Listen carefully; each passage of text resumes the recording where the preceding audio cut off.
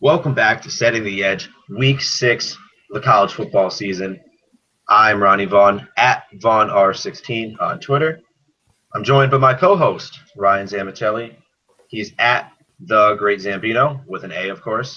We're here to break down Week 6 slate. We have a bunch of games that we're looking at here, 6 that are major targets for us, and then we're going to give out some of the other games of interest that we're really feeling this week, and we think there could be some value for you guys to target. Something you might be bet it right before the game starts because you have a good feeling and you're up. We're here to break all those things down for you, keep it concise as always, but leaving you with some good pointers and some degenerative takes. Ryan, how'd you do last week, man? What's going on? I'm doing well. Last week was a pretty good week. Went 3-1 in total. Posted my 3 FBS games on, I think it was Saturday morning, and then Friday night, probably at around midnight or 1 a.m. Eastern, tweeted out a little FCS parlay that hit. So all in all, it was a good week. I had Middle Tennessee State minus 16 against North Texas. Was checking out that game cast throughout and was kind of nervous, like in the early stages of that game. Checked back later, and they ended up covering by 1. Western Michigan minus 3. They just absolutely slaughtered Central Michigan. San Diego State minus 19 was just a complete shit show on their behalf. I don't really want to talk about that, to be honest. And then the FCS parlay, I had 3 games in that: North Dakota State, Morehead State, and Villanova, all money lines. And then also I name dropped or made reference to the North Dakota State line last show, and they did exactly what I was expecting. A home game on homecoming off a bye week, and they just slaughtered them. There you go. And what were you up 5.9 units? You laid 10 on the FCS parlay, and then 1 across the solo bets, correct? Yeah.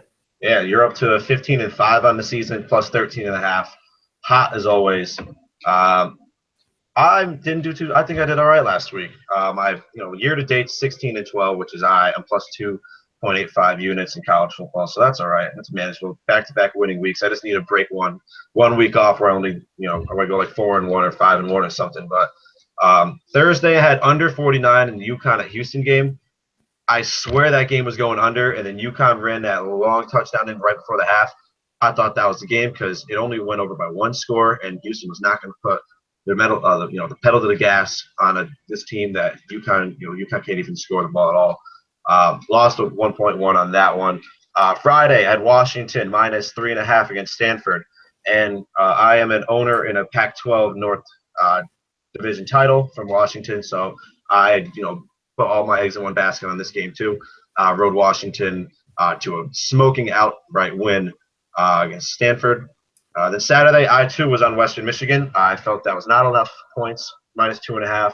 Come on now, this Western Michigan team is, as we've talked about pretty much every week, is our darling this year, and they're a very solid team, and they could not. They have the chance to go undefeated. Realistically, honestly, look at that schedule. There's no one big coming up at all. But that's neither here or there. I had Oklahoma minus 1. That was a 1:00 game against Texas. Oklahoma State, dominated that game pretty much all the way through. And I was at the Phillies game casting the entire time, which was pretty sweet. Michigan minus 10.5 against Wisconsin. That Michigan had their opportunities. The field goal kicker missed 3 field goals. And then that play at the end of the game where the defender of Michigan made that crazy interception. If he doesn't make that catch, Harbaugh runs that ball in for a touchdown on the 3 or 4. You know what I'm saying? Then I get my cover. Mm-hmm. I don't know. I was pretty livid about that, but it was such an amazing catch. Shout out to the Michigan cornerback there. And then I took Clemson money line plus 105 against Louisville. As we always mention, you got to put the big picture in play when you're looking at some of these bets here. And I was not ready to write off Clemson's season quite yet. So I took them straight up. They were dogs, I think, at plus 2. So I thought they were going to win outright. Took that for a nice plus 105. All in all, I went 4-2, plus 1.85. Very solid. I'll take it. I came out better than I came in, which is great. Let's move on to who we like here in week 6. Ryan, why don't you start us off here with one of the games that you're really targeting this week? I'm looking at Western Michigan minus 19.5 against Northern Illinois, going back to that Western Michigan well. For this game, I think 19.5 is like it's less than 3 scores. So I think that Western Michigan can definitely put up 42 plus points in this game. And I don't see Northern Illinois being able to put up 21 or 22 to match that. Looking back throughout Northern Illinois' schedule, via S&P Plus rankings, an advanced stat like ranking system that ranks every FBS team, they lost opening week to Wyoming, who's the 103rd team in the country. They lost week 2 to South Florida, lost week 3 to San Diego State, then lost week 4 to Western Illinois, an FCS or an FBS team. And then they're coming off a win against Ball State, who's the 91st ranked team. Overall, they're just not a good team whatsoever. They're playing with a backup quarterback right now. Again, they're just like they have the firepower on offense with, we've mentioned it a million times, Zach Terrell, Jamari Bogan, Jarvian Franklin, and Corey Davis. They can put up 42 points on this team in their sleep, I think. Yeah, I agree with you there. What time is this game on? Oh, it's a night game. Ooh, 6:30. See, that's one of these games here that I'm definitely leaning that way. And if I'm hot going in or need to get a win here, I might just take it right before the game. But preferably before it reaches my 21. 3 scores seems fine for me. Western Michigan is the home team, correct? They indeed are. Ooh, I like it. So it's definitely something to keep an eye out. 6:30 p.m. Eastern Time game. I'm going to move on to one of the games that I'm really targeting here. I like Georgia Tech at Pittsburgh, and Pittsburgh is minus 6.5 here. All in all, I think Pittsburgh is kind of getting disrespected with only, winning the line being at 6.5 here. I think through and through they're a very solid team. They just caught some bad breaks here when they lost at Oklahoma State, and at UNC, and both very in one score or less games here. And they played very solid against Penn State, and they whooped up on Marshall here. One of the things I really like about Pittsburgh is they know how to handle a run, running attack such as Georgia Tech here. They've looked pretty stout on defense, but they've gotten themselves in the shootouts here. And what's great about Pittsburgh is they have a better running attack than Georgia Tech does. And if they're able to set the pace early and get up a few scores and just play great defense, I don't think Georgia Tech can really come back on them. Pitt is also home, which I really like them playing home. They don't really have anyone coming up next week. They have you at UVA, and Virginia's ass this year. So they're really focusing in on this game, I believe, before they go play Virginia Tech in 2 weeks. And if Pittsburgh still wants to be relevant here in the ACC and put together a decent year, all in all, they'll definitely get a bowl game. But to really increase that bowl status, you need to beat a team like Georgia Tech, and I think they can beat them by over 1 touchdown. What are your thoughts? Yeah, I definitely agree with most everything you said there. At the end of the day, it's going to come down to how they can defend the triple option is going to really dictate how this line goes, what the spread ends up being. I haven't really looked into this one too much. I haven't looked into Pittsburgh's history against the triple option, which would be an interesting thing to note when you're betting this game. But I like everything you pointed out was a very good point. Yep. Pittsburgh's 16th in the nation in rushing attack right now. Something I really like out of them. What is the next game that you're really targeting here? Something that's really in your arsenal potential for this weekend?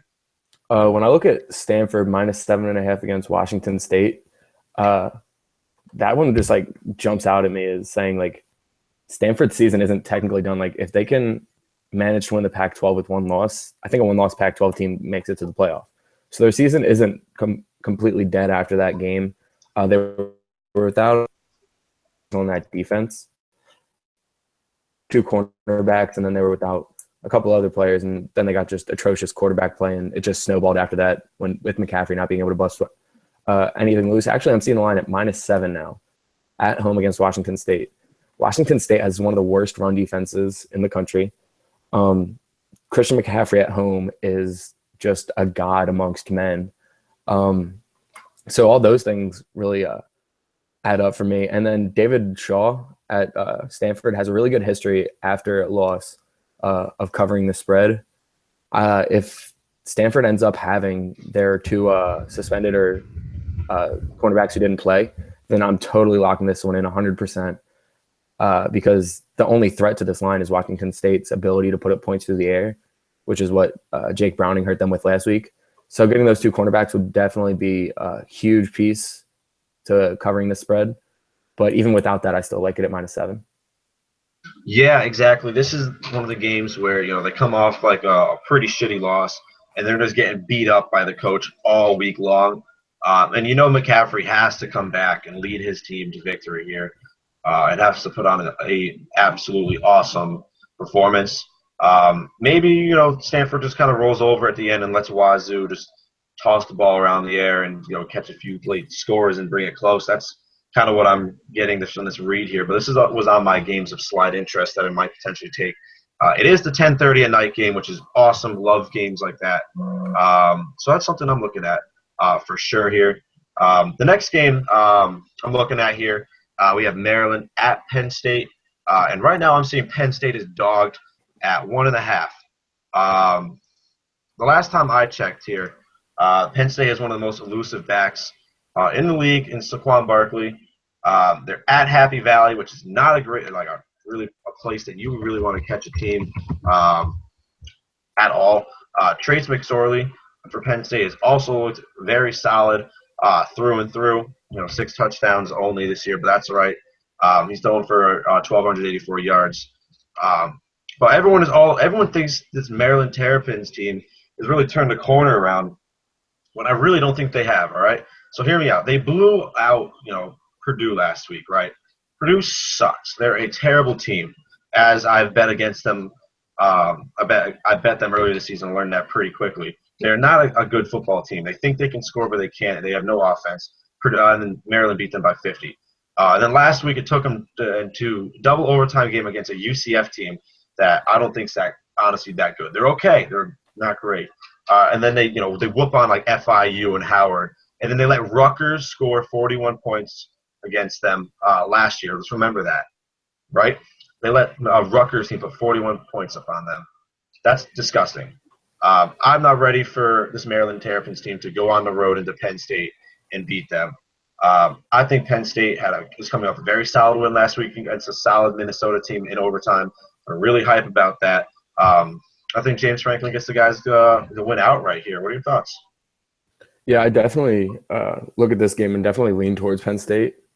Being a close line and then also getting that point in the spread, it makes a lot of sense because Maryland doesn't really have any passing attack. They're really above average on the ground, but Penn State has a pretty good run defense as well.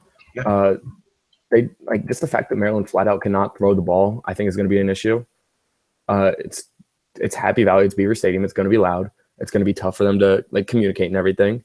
Right now, I'm seeing Penn State with the advanced metrics at a 57% win probability outright, projecting them to win by 3 points. And that's 4 points over the spread right there. I think 4 points over the spread is enough for me to look at it and say, all right, there's definitely a lot of value to be had with this line. Yeah, and if I'm still getting Penn State as a dog, I'm just going to take them straight up. There's no way they lose this game, in my opinion.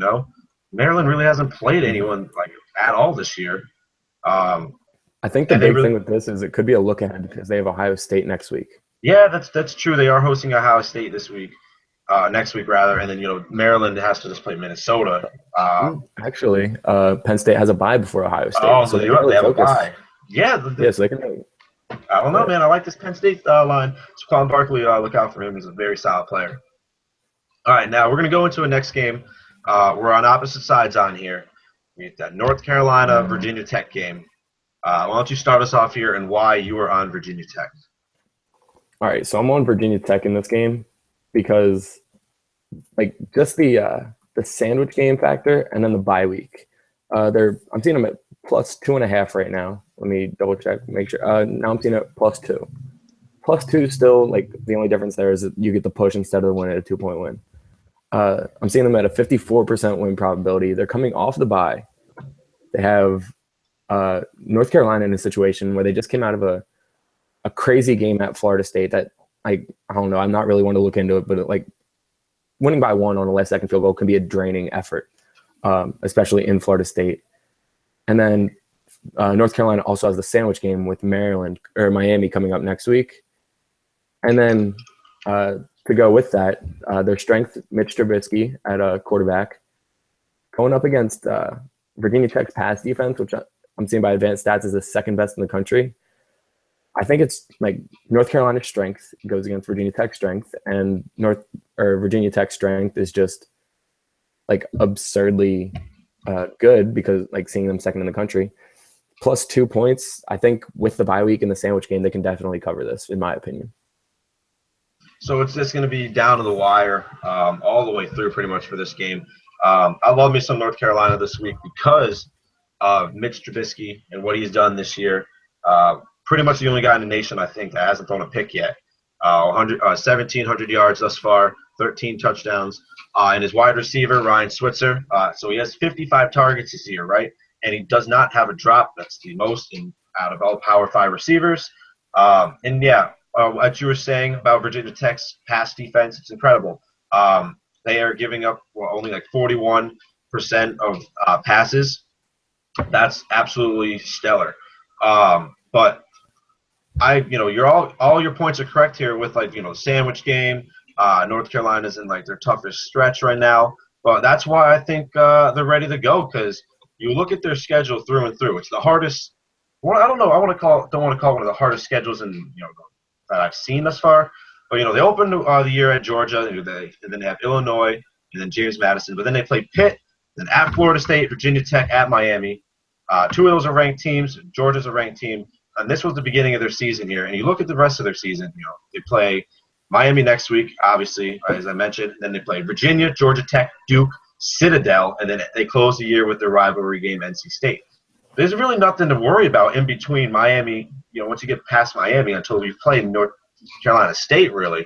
So I think Michigan, North Carolina has to come ready to play. Like if they want to be relevant and get into a potential maybe not a New Year's Six, but this is the only time they have the opportunity to. They need to win these games here. So, and if you have that blemish of losing to Virginia Tech this week, I think that ends up hurting you all in all. You lose to Georgia, you lose to Virginia Tech, and then you're probably going to lose a couple ACC games that bounces you out of it.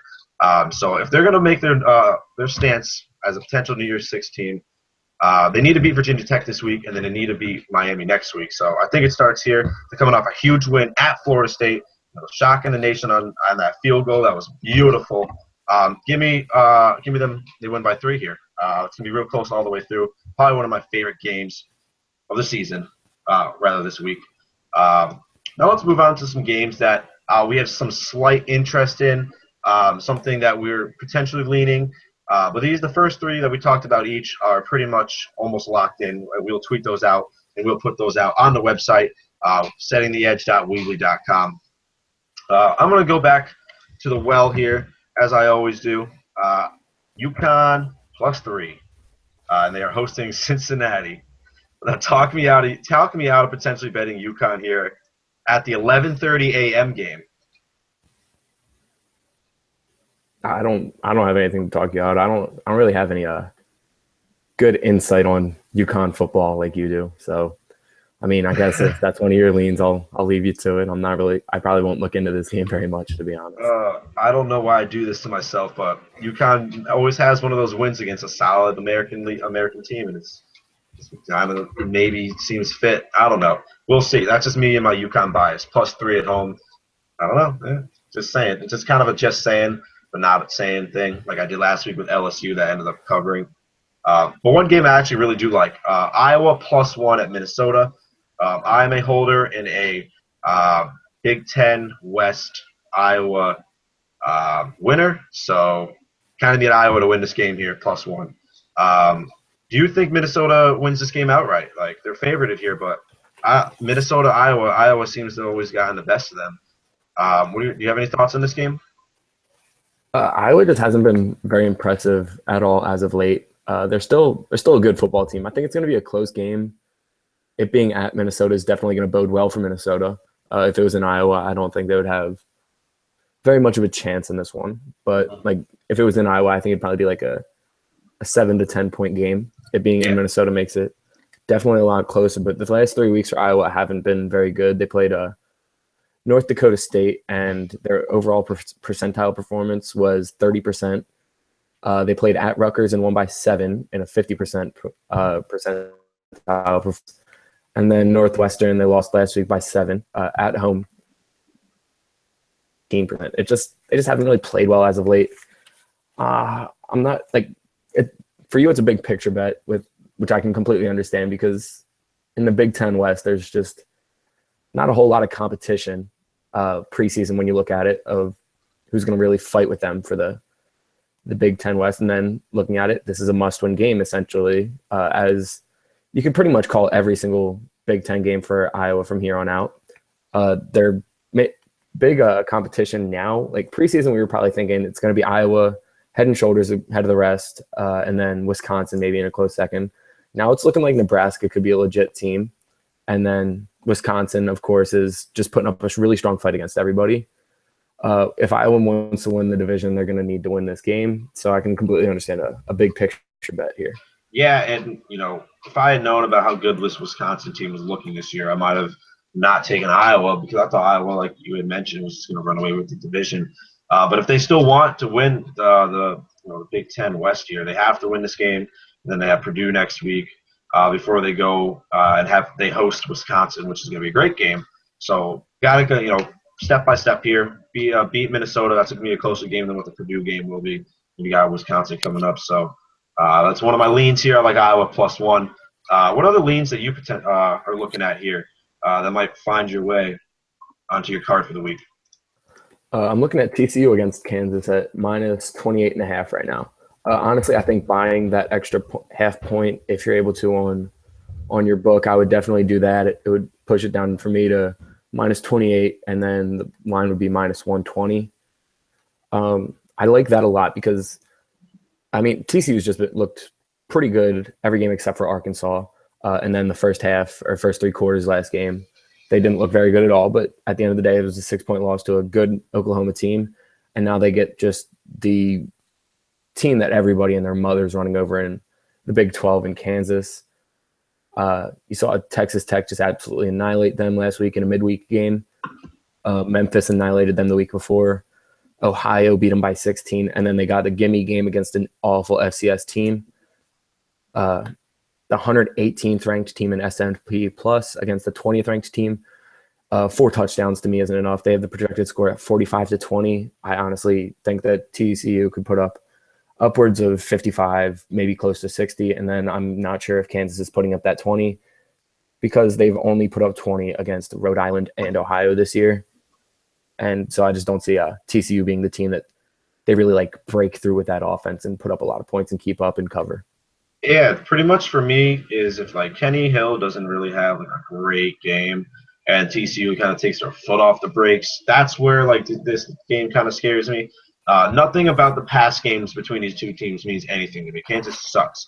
But I'm just saying if TCU decides to lighten up the brakes and kind of coast through this game, because they're at West Virginia, ignore that statement. They have a bye week, so lay it on TCU. I think they lay it on them. But as I mentioned, they could just take the foot off the brakes here and just not give a crap if we're whooping them early. Maybe the first half lines might be more intriguing in a play like this against a shitty Kansas team. I'm sure you could probably get it for -18 or something. 3 touchdowns in the first. If that's the line, I could have just made that completely up, but scope that one out. I'm gonna take a look. One of the next games I have on my slate here. Alabama -14 at Arkansas. This is the primetime 7:00 ESPN game. Alabama's going on the road to play Arkansas here. All right, so I'm not a believer in Arkansas whatsoever here. And I think the Razorbacks are going to get stomped on. 3 touchdowns or more, honestly, seems perfectly fine for me because Texas A&M came in there and beat them over 20 points.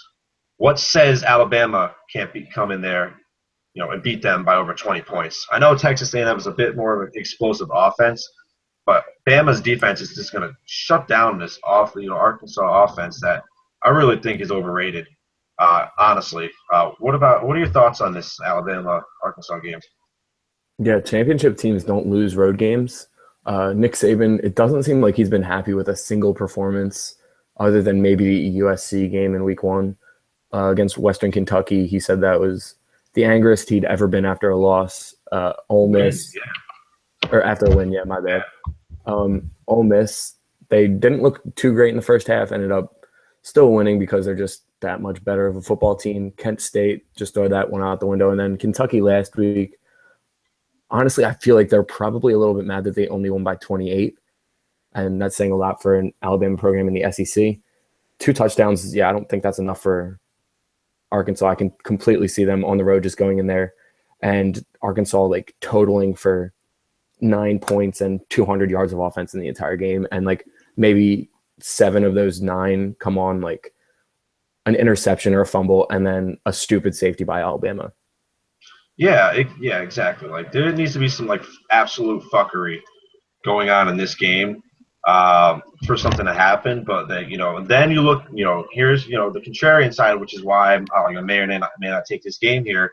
They start a really rough stretch of games. They start at Arkansas, then they go at Tennessee, then they play home against Texas A&M, then they have to play LSU probably at night at LSU. And then they have Mississippi State, Chattanooga, and then Auburn. But this is the beginning of their rough schedule here. But as we know, Nick Saban, through watching college football all these years, he's going to have these boys ready to go. And if he's pissed right now and they're beating teams by like 30 and like 48 and he's not happy about these games, someone's going to feel the wrath here. And I think Brett Bielema might be the perfect target in all honesty. So maybe a lean for me to potentially tweet out, or I might take it. We'll see. It is the 7 o'clock or 8 o'clock game on ESPN. Give me 2 more picks, and I'll give you 2 more picks that I like, and then we'll begin to wrap this up. All right. So last week I gave out some FCS plays in a parlay, and this week I have actually a 9-game parlay, all of games that I think are absolute locks. Like, hear me out. I would bet on turtle racing if it was free money. And these FCS games are free money when you parlay them together. There's maybe 1 game on here that could come within a touchdown, and the rest are just going to be absolute blowouts. Like I've gone through FCS football way too much for somebody to actually stay sane and do in the last 24 hours. And I've come up with the following 9 games, all money lines, that I cannot see anything happening other than just an easy, like you could coast with your second teamers in for the entire fourth quarter and win. I got Villanova against Rhode Island, Jacksonville State against Tennessee Tech, North Dakota State against Missouri State, James Madison against William and Mary, Chattanooga against Mercer, Eastern Washington against Northern Colorado, South Dakota State against Southern Illinois, Sam Houston State against Incarnate Word, and Slippery Rock against Mercyhurst. Looking throughout all these, a lot of these teams are the cream of the crop in the FCS, and then also a lot of these are at home. And just they're the cream of the crop, and they don't lose games that they shouldn't lose in the FCS because every game matters. They have a more expansive playoff than the FBS does. So the seeding is really a lot more important there because if you're not going to be playing like the 1 against the 4, you'll be playing the 1 against the 8 in the first round. And that's just that much easier of a road to the championship. And all these games, just everything going into them, there's just no way that any of them are going to lose in my mind. The only game that could come within 1 touchdown in my mind is South Dakota State against Southern Illinois. But even that one, I'm not worried about at all. I was going to say the William Mary James Madison one. That's like a rivalry game. I know that much. Isn't that? It is. Yeah. Is that one of your other closer ones? I have no clue about any of these fucking games except that I know URI stinks. Yeah. The James Madison line, I think, is at like 14.5 to 17.5, somewhere in there. And James Madison, okay, they're like the 9th team in FCS football right now. I know they're not bad. I just know they've done the work that they have to do against everybody else. They played an okay game against UNC. Didn't get blown out. Yep. But since, and it's at home for them, so I like them. There you go. All right, so you'll probably be putting like 5 units on that shit or something, maybe 2 because it's so extensive. What did it end up at? Like plus 105 on that? It ends up at like plus 120 actually. Nice. Great. Toss a little unit on that. Some free money potentially. All right, so I'm gonna just rapid fire these two ones here because they're I don't know what's going on with them, but they're two totals here. I like over 58 UCLA at Arizona State. We were just talking before this about how Arizona State is bringing the quarterback got hurt. But I've heard rumbles in the ASU community prior to the season that they thought the backup was a better quarterback than the starter to begin with. And I think both of these teams can score over 30 points at any given time. Pac-12 doesn't play defense. Josh Rosen for UCLA has looked all right this year, but I think he can blow up an ASU team that's not really great defensively. 60 points seems easy, and it's at 58 right now. Something to take a look at. It is one of the later games. Uh, and then I like Colorado +5 at USC, but I don't have that much on it. Colorado's been my team I've just been picking on this year. It's been great. But I like the under 70 points here in Washington at Oregon. Oregon kind of stinks this year. I don't think they can score all that much, and I think Washington's defense is just going to hold them down. Like, and Washington's not a team that's going to run up the score. The only reason they had to last game because that was a statement to say that we are here. Um, I don't think they scored 70 points here in this game.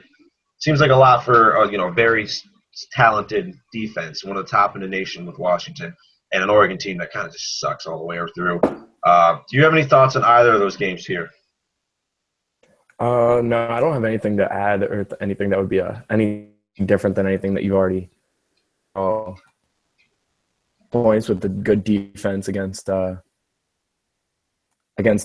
offense that isn't as good as it's been in the past, and then like Pac-12 just doesn't play defense. So in the other game, Washington's the only team in the Pac-12 that plays defense. Right. I guess we should specify, and the over/under is probably inflated because Oregon, in everybody's mind, is the Oregon of past that will run 100 plays a game, has superior athletes at every position.